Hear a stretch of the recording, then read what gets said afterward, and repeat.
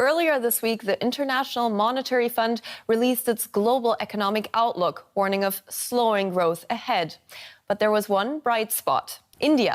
Zambia से Africa से एक खबर सामने आ रही है कि अफ्रीका में जाम्बिया में हैजे की बीमारी बहुत ज़्यादा फैल रही है, लोगों की बहुत ज़्यादा अमवात हो रही है, वहाँ पर डेथ रेशो बहुत ज़्यादा हो गई है। और इस सिलसिले में निपटने के लिए, इन पूरे हालात को कंट्रोल करने के लिए जो मेडिकल फैसिलिटीज़ भेजी हैं, जो हेल्प भेजी है, वो भारत ने भेजी और काफ़ी ज़्यादा हैवी मिकदार में भेजी है। तो ये एक ईमान की बात भी है, हिम्मत की बात भी है और एक विजन की बात भी है, किरदार की बात भी है। बिल्कुल, हम तो इधर छोटी सी एक किरदार, बिल्कुल आप तो छोटी सी बातों पर घबरा जाते हैं। वहाँ के लोग थैंक यू बोल रहे हैं और बोल रहे हैं कि हमें और मदद की जरूरत है। और जो रिस्पांस भेजा गया है भारत की जानिब से वो ये है कि हम डबल कर देंगे इस एड को। दरअसल भारत ने एक बार फिर से विश्व गुरु वाली भूमिका निभाई और जाम्बिया को भेज दी बड़ी मदद। चाइना में क्या हुआ है, चाइना में उल्टा हो गया कि जो पहले 15 ट्रिलियन के ऊपर इनकी स्टॉक मार्केट थी, वो कम होकर अब 7 ट्रिलियन तो उड़ गए वहां से। दैट मीन्स लोगों की जेब से अगर वो शेयर्स को बेचकर वो पैसा आता, वो पैसा ही कम हो गया है। लेकिन एक तासुर जाता है जब मैं तकारीर सुनता हूँ बाज़ रहनुमाओं की कि जनाब इन ताल्लुकात को खराब करने में जिम्मेदार जो है वो पाकिस्तान है। नर्क के नीचे भी कोई जगह होती है, वहां पर चाइना की स्टॉक मार्केट पहुंच गई है। तो फिर आपका कहा क्या रह गया कि आप खित्ते में खुद हिले हुए हैं, खुद आपको हर जगह से खौफ नजर आ रहा है। 3 नेबर्स के साथ में तो आपने बाड़ लगा दी है। जो इंसानियत के लिए काम करेगा, थैंक यू तो उसी को बोला जाए। नमस्कार दोस्तों, हमारे चैनल में आपका स्वागत है। आज के इस वीडियो में दोस्तों बात हो रही है भारत की दिलदारी के बारे में। दोस्तों हाल ही में जाम्बिया, जो कि अफ्रीका का एक बहुत ही छोटा सा मुल्क है, वहाँ पर हैजा की बीमारी फैल गई और वो भी बहुत बड़ी मात्रा में। अब जैसे ये खबर भारत के प्राइम मिनिस्टर मोदी जी को मिली, उन्होंने बिना किसी देरी के वहाँ पर ढेर सारी मदद भेज दी है। अब दोस्तों हम सबको पता है कि जाम्बिया एक बहुत ही छोटा सा मुल्क है और सीधी सी बात है, भारत के शायद किसी भी काम में नहीं आ सकता। और भारत ने बिल्कुल भी ऐसा कुछ भी नहीं सोचा, क्योंकि भारत इंसानियत में बिलीव करता है, ह्यूमैनिटी में बिलीव करता है।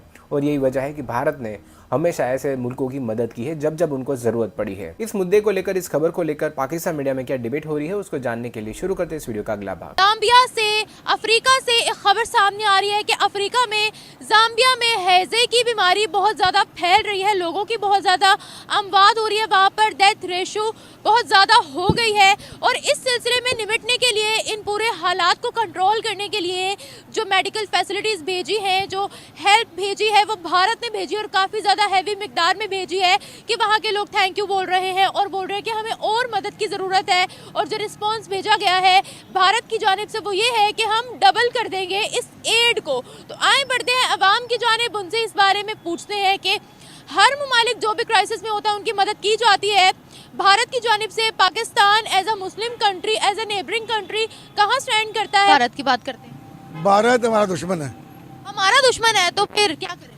बस जो भी है, लेकिन वो मदद तो पूरी दुनिया की करता फिर रहा है। देखे ना उधर सुबह कितने हैं ये बताएं मुझे। सुबह उनके ज्यादा है। तो सुबह से क्या होता है?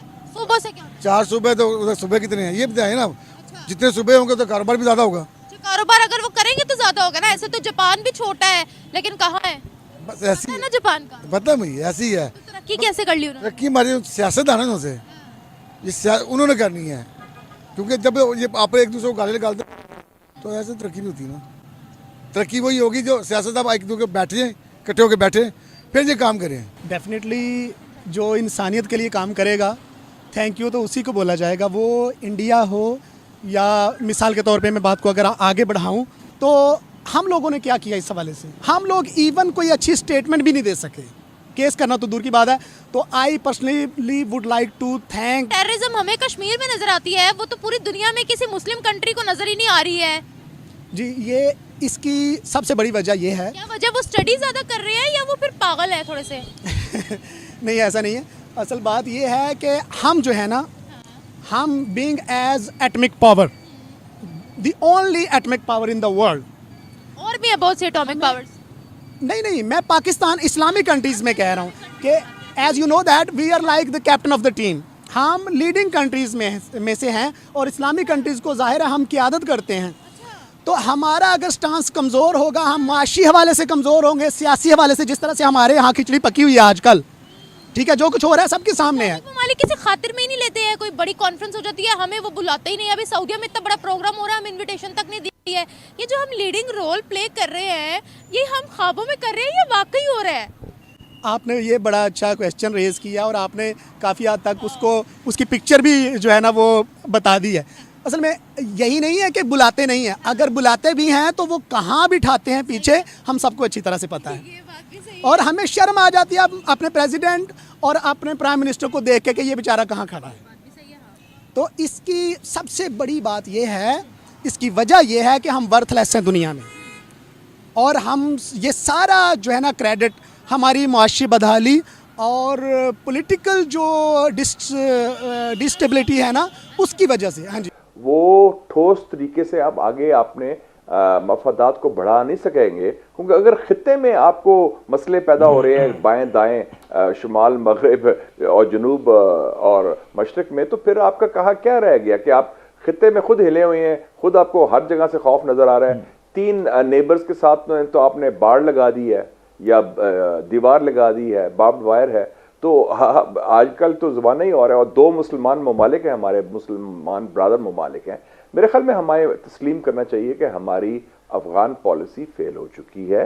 हमने उसमें गलत अजम्पशंस पर की थी, और हम कभी एक्सट्रीम्स पर चले जाते हैं। कभी हम उनके तर्जमान बन जाते हैं अफगान तालिबान के, कभी हम कहते हैं कि हम लड़ने को तैयार हैं, उनके पीछे पड़ेंगे। दोनों पॉलिसीज गलत हैं। मुझे याद है मैं अभी दिसंबर में तेहरान गया था, ये फ़लस्तीन कॉन्फ्रेंस थी, आलमी फ़लस्तीन कॉन्फ्रेंस, 66 ममालिक आए थे। मैं पाकिस्तान की नुमाइंदगी कर रहा था। मुझे हुकूमत पाकिस्तान ने कहा कि आप फ़लस्तीन पर पाकिस्तान की नुमाइंदगी करें, और मैंने की भी। उधर के सदर से मुलाकात हुई, वज़ीर ख़ारजा से, सबसे। तो उधर भी मैं मिला, उधर वज़ीर ख़ारजा अफ़गानिस्तान के, जो इस्लामिक एमिरेट अफ़गानिस्तान की है, अफ़गान तालिबान की हुकूमत, अमीर खान मुत्तकी साहब से। उधर बड़ी अच्छी उनसे पुरानी याद न्याजमंदी है, इस्लाम दुआ है, जब वो वज़ीर था वो जानते थे, उनसे अच्छी गपशप। उन्होंने बड़ी अहम बात की, बड़ी अच्छी बात की। कुछ लोग धमकियां भी दे रहे थे। उसने कहा कि देखें, ये अफ़गान कौम का मिजाज आप जानते हैं कि अफ़गान कौम को, अगर हम गरीब ज़रूर हैं, हम कमज़ोर भी हो सकते हैं, लेकिन अगर कोई हमें धमकी दे या दबाव डालने की कोशिश करे तो हमारे यहाँ एक रद्द अमल होता है। और आपने देख लिया कि रूस ने भी ये कोशिश की कि लुबी की जो मौजूदा हमारी इस वक्त अफगान पॉलिसी आपको सूदमंद नजर नहीं आ रही पाकिस्तान के लिए, जो हमने इतना इन्वेस्ट किया था अफगान में बरसा बरस तक, जैसा आपने फरमाया कि तर्जुमान भी बने उनके, नेटो की मुखालफत मोड़ ली, अमेरिका की मुखालफत ली, उनके मेजबानी की। 20 साल अमेरिका कहता रहा डबल। जम्मू एंड कश्मीर में एयरटेल ने 5G लॉन्च किया है। इंडिया की तरफ से अनाउंस किया गया है कि हम आने वाले टाइम में कश्मीर को IT हब बनाने जा रहे हैं। पाकिस्तान की तरफ से आज तक कोई ऐसी अनाउंसमेंट आई है? पाकिस्तान के पास जो कश्मीर है उसके ऊपर पाकिस्तानी गवर्नमेंट कितना फोकस कर रही है? वहाँ के लोग पाकिस्तान की गवर्नमेंट से कितना खुश हैं और कश्मीर के लोग इंडियन गवर्नमेंट से कितना खुश हैं?